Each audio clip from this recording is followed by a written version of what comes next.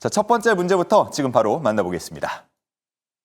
안녕하세요. 투자 능력고사의 이혜린입니다. 이번 주 마무리가 됐는데요. 과연 두 분은 한 주 동안 어떻게 시장을 바라봤을까요? 정리부터 해보도록 하겠습니다. 그럼 첫 번째 시험지 함께 만나보시죠. 네, 이번 주 국내 증시의 흐름을 키워드로 적으시오라고 나와 있습니다. 결국 이번 주 아쉽게도 상고하저의 흐름이 연출됐는데요.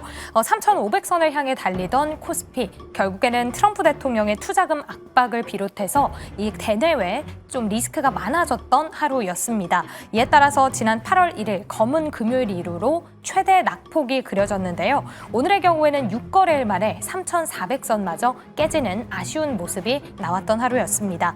관세 협상의 난항을 겪으면서 불확실성이 커지자 원달러 환율은 1,410원 그 위로 치솟았고요. 또한 미국의 2분기 GDP도 확정치가 발표됐죠. 그런데 예상보다 좀 큰 폭으로 상향 조정이 되면서 금리 인하에 대한 기대감도 후퇴되는 모습이었습니다. 오늘 코스피 쪽에서만 외국인 기관 총 1조 원이 넘는 매도 물량이 쏟아졌는데요. 사실 정말 대부분의 종목들이 하락을 하면서 주도 섹터를 찾기도 어려웠던 시장이었습니다. 이러한 흐름 속에서 증권가 역시도 앞으로 코스피 조금은 정체될 수 있다라고 우려를 표하고 있는데요. 키움증권의 경우에는 긴 연휴도 남아있고 9월 말의 경우 국내외 기관의 분기 리밸런싱도 있습니다. 그렇기 때문에 수급적으로 변동성이 커질 수 있다라고 이야기를 하고 있는데요. 방금 테이버 전문가도 이야기를 했듯이 황금 연휴 깁니다. 그 안에서 그 황금 연휴를 기다리면서 어떤 전략을 세워야 할까 많은 분들 고민하고 계실 텐데요. 먼저 이번 주 시장 돌아보고 다음 주 시장 전략 세워보는 시간 가져보도록 하겠습니다. 그럼 첫 번째 주식 남녀의 선택 보드를 들어주시죠. 자, 이혜린 아나운서가 오늘 시장을 아주 잘 요약을 해줬는데요. 아마 투자자분들도 이거 어떻게 대응을 해야 하나 많은 고민을 하셨을 것 같습니다. 전문가들로부터 그 이야기를 하나씩 한번 들어볼 텐데, 자, 두 분의 보드를 먼저 확인을 해보도록 할까요? 두 분의 보드 한번 들어봐 주시죠. 자, 테이버 전문가는 미국은 달달, 한국은 덜덜이라고 딱 라임을 맞춰서 써주셨는데 어떤 내용인지 와 닿습니다. 대략. 자, 그리고 우리 이 대표님께서는 호재 없는 악재 속 차익 실현이다. 호재는 없고 악재만 하나 둘씩 이따금씩 튀어나오고 있는 그런 상황이다 보니까 여차하면 이거 팔아서 좀 수익 좀 챙겨놓자 하는 분들이 많다라는 지금의 상황을 표현을 해주신 것 같습니다. 자, 먼저 테이버 전문가님, 네. 미국은 달달, 한국은 덜덜. 한국은 덜덜이라는 거는 많은 시청자분께서 느끼고 있을 것 같은데 미국은 네. 달달합니까? 달달이 그 달달하는 달달이 아니고요. 미국은 달달 떨고 있고 우리나라는 덜덜 떨고 있다. 모두가 떨고 있다. 네, 그 떠는 것의 차이가 그 정도의 느낌이다라고 보셨으면 좋겠고요. 예. 일단은 미국 시장 같은 경우는 S&P 500도 그렇고 나스닥도 그렇고 아직까지 21선도 깨고 내려가지 않은 모습을 보이고 있다라는 점. 그렇기 때문에 크게 걱정할 만한 상황은 아닙니다. 그런데 한국 같은 경우에는 현재 상황에서 요 차트 살짝만 좀 띄워주시면은 오늘 좀 음봉을 크게 그리는 모습을 보였어요. 그래서 보시면은 이게 차트가 미국 시장 S&P 500과 나스닥 차트보다는 훨씬 더 이렇게 좀 깊게 빠지는 모습을 보이면서 시장 기준에서는 우리나라는 차익 실현이 외환 이슈까지도 같이 들어오고 있다. 다만 지금 하락하는 폭을 보시면은 지금 수, 목, 금 3일 연속 하락을 하고 있었는데 수요일까지는 그렇게 걱정할 만한 그런 분위기는 아니었습니다만 이게 수요일 밤에 특히 이제 파월 의장의 발언이 시장에 큰 영향을 미치고 있는 중입니다. 파월 의장이 나와가지고 시장에 대해서 약간은 비싸다라는 표현을 했고요. 그런 부분에서 미국도 약간씩 수급이 꼬이는 모습을 지난 2거래일 동안 보였다라는 점. 그런데 이런 부분에서 지금 한국 시장 같은 경우에도 미국이 3일 연속 하락하는 동안 우리나라도 3일 동안 큰 폭으로 하락을 하고 있는데 여기 핵심이 되는 거는 연준의 대장이라고 할 수 있는 파월 의장의 발언 속에서 질문에 대한 답변이긴 하지만 시장에 대한 우려가 많이 섞여 있었다라는 걸 이제 투자자들이 느끼게 되었거든요. 그럼 이런 부분에서 추가적인 금리 인하에 대한 방향성도 시장에서 약간은 좀 물음표를 띄우게 되는 특히 이번 주에 나왔던 미국의 경제 지표들이 상당히 다 강한 모습을 보이고 있습니다. 미국의 경제가 좋은데 추가 금리 인하를 한다. 이것도 약간 아이러니한 발언이고요. 이런 부분에 있어가지고 경제가 좋은 상황에서 오히려 인플레이션이 좀 더 우려된다라는 목소리가 다시 한번 나오고 그리고는 주식시장 어떻게 생각하냐라고 하니까 좀 비싸다. 근데 이 비싸다라는 부분에서 이거를 인플레이션과 연계지어서 생각을 해보시면은 우리가 모두들 주식 투자를 하시는 분들이기 때문에 느끼실 겁니다. 내 계좌가 빵빵해진다라고 하면은 나는 돈을 더 쓸 수 있습니다. 그런데 이건 소비로 연결되면 이건 결국 인플레이션으로 연결되는 부분이다 보니까 파월 의장이 그런 부분에 있어가지고 좀 부담스럽다. 추가적인 금리 인하를 하기 위해서는 이게 좀 주식시장도 약간은 좀 차분해졌을 때 금리 인하를 좀 시원하게 얘기할 수 있을 텐데 그런 부분에서는 조금 비싼 편이 있다. 역사적으로 보더라도 밸류에이션이 좀 높지 않냐 이런 뉘앙스로 얘기했다라고 보시면 될 것 같고 추가적으로 이런 부분에 있어가지고 이렇게 증시가 높은 상황에서 단기적으로 5에서 10% 정도 급락이 나온다 그러면은 이건 오히려 우리가 반대매매, 레버리지가 터진다, 청산된다 이런 부분에 연결됐을 때 오히려 금리 인하를 강제적으로 해야 되는 그런 상황에 노출될 수 있다 보니까 지금 관세 인플레이션이 살아있는 상황에서 그런 부분에 대한 부담감을 약간은 좀 비싼 것 같다라고 표현했다라고 해석을 하고 있습니다. 그러다 보니까 연준 기준에서 우리가 연준을 바라볼 때 연준이 지금 걱정하는 바가 무엇인지 그리고는 그런 부분에 있어가지고 투자자들이 지금 관망세로 돌아선 이유가 무엇인지를 좀 해석을 해보시면은 최근에 우리나라 삼성전자도 그렇고 하이닉스도 그렇고 상당히 강하게 올라온 모습을 보였습니다. 그런 부분에 대한 차익 실현이기 때문에 이게 시장에 막 엄청나게 위기가 와가지고 다 팔고 떠나야 되는 그런 시장은 아니겠지만 지금까지 우리가 뭐 두세 달 동안 계속 비싸다, 좀 짧게 잡고 짧게 매매합시다라고 했던 부분이 약간의 조정으로 이어지는 그런 상황이기 때문에 이거는 우리나라의 추석 연휴, 뭐 중국의 중추절 연휴 이런 것도 다 같이 포함이 되겠지만 가장 결정적인 거는 파월 의장의 발언 그리고는 그 부분에 있어가지고 연말까지의 인플레이션 방향성과 미국 경제가 너무 좋아서 금리 인하를 못하는 그런 우려가 지금 시장에 조정을 만들어내고 있다라고 보시는 게 맞을 것 같습니다. 네, 좋습니다. 뭐 최근에 날씨가 많이 추워져서 덜덜 떠시는 분들 많았지만 그래도 증시가 잘 가니까 따뜻하다 이런 말씀들 하셨는데 이제 증시까지 좀 흔들리다 보니까 정말 겨울이 빨리 온 듯한 추운 그런 느낌이 들 정도의 서늘한 느낌이 들 정도의 지금 분위기가 형성이 됐는데 자 차익 실현이라고 말씀을 해주셨습니다. 차익이면 그나마 좀 다행일 것 같은데 자 지금 뭐 만약에 손실을 보고 있다 그러면 어떻게 대응을 해야 할지 이 부분도 좀 함께 설명을 해주시면 좋을 것 같아요.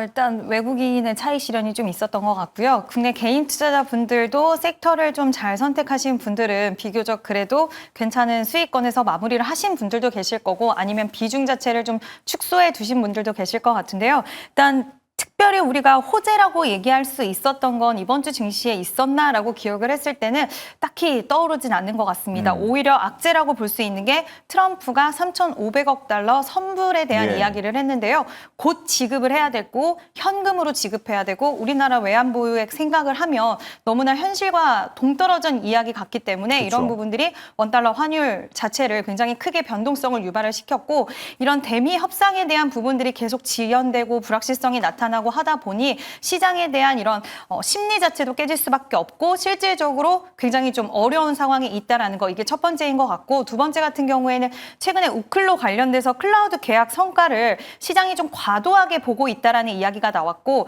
또 엔비디아 오픈 AI 투자 이슈도 시장에서는 이게 현실적으로는 좀 불가능하다. 그래서 AI 거품론이 아니라 과장에 대한 이야기들이 좀 고개를 들고 있다라는 부분 이것도 살짝은 시장에서 좀 부담 심리로 작용될 수 있을 거라고 보고 있고 금리에 대한 부분들 지금 인하에 대한 부분들이 결국 고용 지표가 생각보다 이번엔 좀 신규 실업수당 청구 건수가 좀 괜찮게 나오면서 고용에 대해서 그러면은 이렇게 된다라고 했을 땐 금리 인하에 대한 기대 심리가 좀 후퇴할 수 있지 않을까 이런 부분들이 계속적으로 나오면서 시장에선 좋은 이슈보다는 안 좋게 해석할 수밖에 없는 불확실성이 존재할 수밖에 없는 이야기들만 나오다 보니 추석 연휴도 앞두고 있고 여러 가지 매크로적인 불확실성 그리고 개별 섹터에 대한 좀 우려감들이 복합적으로 좀 만들어지면서 차익 실현에 대한 압박이 나오지 않았나라고 보고 있고요. 이번에도 느꼈지만 개인 투자자분들과 외국인들의 포지션은 또 다르게 갔다라는 것을 볼 수가 있는데 결국에는 지금 개인 투자자분들 중에서는 물론 이때가 기회다라고 생각하시는 분들도 계실 수는 있겠지만 추석 연휴가 물론 다음 주 목요일까지는 거래가 이어지긴 하겠지만 그래도 연휴 직전이기 때문에 추가적인 매도가 나올 수 있는 가능성이 있다라고 생각을 하고 있어서 혹시라도 다음 주에 수익 나고 있는 종목이 있다라고 한다면 현금 확보를 해두시고요. 만약에 더 빠지거나 했으면 확보한 현금으로 추가 매수를 다시 또 하면 되기 때문에 현금에 대한 확보 다음 주에는 더욱더 타이트하게 해주시면 좋을 것 같고 또 우리가 쉬는 동안 강세 섹터가 어디로 수급이 갈지에 대한 여부는 완전히 시장 색깔이 바뀌어 있을 수도 있다라고 판단하기 때문에 지금은 약간 보수적인 관점으로 시장을 바라보시는 게 좋지 않을까라는 의견 드려보도록 하겠습니다. 예. 오늘 뭐 코스피 코스닥 2%대로 하락을 했지만 이게 개별 종목으로 보자 그러면 뭐 5%, 7% 뭐 그 이상까지도 빠지는 종목들이 많아서 제가 조금 전에 드렸던 질문이긴 합니다만 만약에 손실인 분들은 사실 조금 겁이 나실 것 같아요. 이거 명절도 다가온다 그러지, 불확실성 많다 그러지, 다음 주 목요일까지라고는 하지만 더 빠지면 어쩌지? 지금이라도 팔아야 하나? 이런 고민들 하실 것 같은데 어떤 좀 답을 주시겠습니까? 만약에 투자자의 입장이라면 지금 우리가 뭐 앞으로 실적에 대해서 이제 3분기 또 실적 시즌이 다가오잖아요. 그럼 실적에 대한 모멘텀이 있거나 성장에 대한 부분들이 있는 종목들은 저는 그래도 좀 버텨볼 만하다라고 생각을 하는데 정말 우리가 흔히 뇌동매매라고 해서 추격 매수해서 따라잡았던 종목군들 그래서 고점을 찍고 그냥 거래량이 실린 하락을 강하게 나오는 종목군들은 정말 과감하게 비중을 줄여두시거나 아니면 정리까지도 비중이 너무 크지 않는다라고 했을 때는 정리까지도 한번 생각을 해보셔야 될 것 같고요.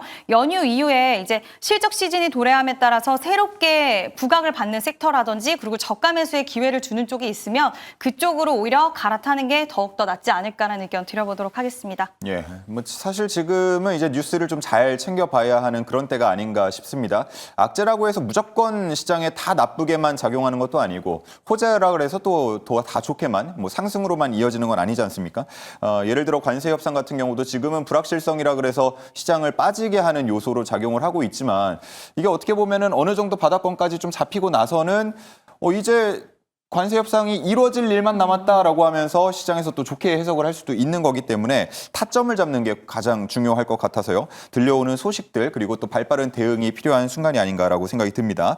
자, 방금 뭐 얘기를 해주셨습니다만 이 관세 협상의 후속 협의들 그리고 트럼프 대통령의 발언의 영향으로 뭐 환율 그리고 지수가 좀 움직였는데 이제는 스타일은 뭐 아마 우리 시청자분들도 다 아실 것 같아요. 트럼프 대통령은 늘 가장 어떻게 보면 본인이 원하는 쪽으로 극단적으로 얘기를 해놓고 이제 협상을 시작하는 뭐 그런 방식이다 보니까 이번에도 3,500억 달러에 대해서 선불이다를 질러놓고 이제 협상에 들어가는 모습이에요. 이게 앞으로 어떻게 좀 전개가 될까요? 근데 이게 지금 트럼프 대통령이 하는 세 개의 국가, 세 개의 뭔가 이런 뭐 단체가 있는데 그게 EU와 일본과 한국입니다. 근데 EU와 일본 같은 경우에는 뭐 지금 당장 이거를 캐시로 지불한다라고 하더라도 크게 외환 시장에 문제가 없는 정도 수준의 투자다라고 볼 수 있지만 지금 우리나라가 왜 통화 스와프를 요구하는가에 대한 것은 명확한 이유가 있는 겁니다. 지금 보시면 우리나라 외환 보유고가 한 400조 정도 되는 상황에서 맥스로 보면 500조 정도 된단 말이죠. 그런데 그런 부분에서 이 정도 되는 금액에서 350조를 내놔라라고 하면은 이거를 뭐 기업이 부담을 하고 대출을 내서 이렇게 투자를 한다라고 하더라도 당연히 우리나라 외환 시장이 리스크에 노출될 수밖에 없는 구조고요. 그러다 보니까 이런 부분에 있어가지고 이게 통화 스와프에 대한 이제 필요가 니즈가 있다라고 이렇게 이야기를 하는 건데 이 부분에 있어서는 오히려 우리나라의 미래를 놓고 생각해보고 외환 시장을 놓고 생각을 해봤을 때는 만약에 정말로 이거를 뭐 캐시로 투자를 한다라고 했을 때 통화 스와프가 안 된다. 그러면 이게 우리나라가 자체가 흔들릴 수 있는 외환 위기라는 이야기가 나올 수 있는 그런 상황이다 보니까 저는 그 부분에서는 통화 스와프가 되기 전까지는 계속해서 시간을 끌어야 된다라고 생각을 하는 부분이고요. 근데 이런 부분이 또 통화 스와프를 무제한으로 계속 체결해 준다라는 것 자체도 이게 뭐 달러 기준에서도 뭔가 부담스러운 그런 상황들이 많다 보니까 그런 부분에 있어서 우리나라의 경제 상황, 우리나라의 성장에 대해서 미국에서 얼마나 이게 좋게 보고 있는가 뭐 그런 부분에서 이게 정말 우방이다 동맹이다 이야기를 하는데 그냥 이거를 장사로만 밀고 간다 그런 상황에서 통화 스와프 없이 돈만 내놔라고 하면은 오히려 우리나라는 여기서는 강짜를 부려야 되는 그런 상황이라고 보셔야 될 것 같아서 이거는 트럼프의 협상 태도도 뭐 중요하겠지만 우리나라 역시도 여기서는 물러날 수 없는 그런 상황이다라는 점에서는 이게 외환 시장 이슈와 함께 꽤 긴 시간 동안